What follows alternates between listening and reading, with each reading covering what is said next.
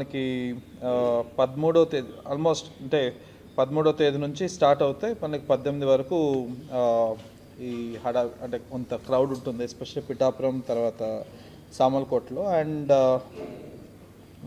ఈ ఒక్కొక్క ప్లేస్లో దాదాపు 1,00,000 మంది వస్తారన్న అంచనా వేస్తున్నాం ఈసారి.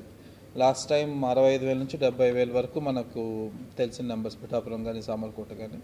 ఈసారి 1,00,000 అనుకొని ప్రిపేర్ అవుతున్నాం. అంటే ప్రిపరేషన్ అంటే దాని ఉద్దేశం క్యూస్ కానీ, టికెట్స్ కానీ, తర్వాత వాటర్, ఫుడ్ అండ్ స్నానాలకి ప్రిడామినెంట్గా ఆ రోజు స్నానాలు అవన్నీ చేస్తారు కాబట్టి అంత స్పేసెస్ కానీ, పూజారులు కానీ, ఇవన్నిటిని ప్రిపరేషన్లో భాగంగానే చూస్తామన్నమాట.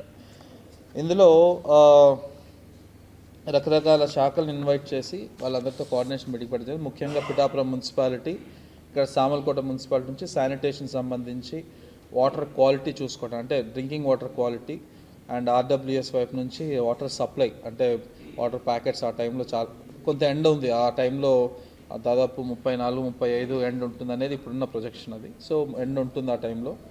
అండ్ వాటర్ సప్లైకి సంబంధించి ఆల్రెడీ మనం డెసిషన్ తీసుకోవడం జరిగింది. సో ఆర్డబ్ల్యూఎస్ నుంచి సప్లై చేస్తాం. అండ్ పురపాలక శాఖ నుంచి కావాల్సినంత మంది శానిటేషన్, లాస్ట్ టైం కూడా కొన్ని చోట్ల అంతమంది శానిటేషన్ ఎంప్లాయీస్ పెట్టలేకపోయాము, అక్కడ కొంచెం చెత్తగా అయిందనే ఒక కంప్లైంట్ వచ్చింది. సో ఈసారి ఎస్పెషల్లీ 2 టెంపుల్స్లో అండ్ మిగిలిన టెంపుల్స్లో కూడా ఇండికేషన్ చెప్పడం, అంటే డైరెక్షన్స్ ఇవ్వడం జరుగుతుంది. సో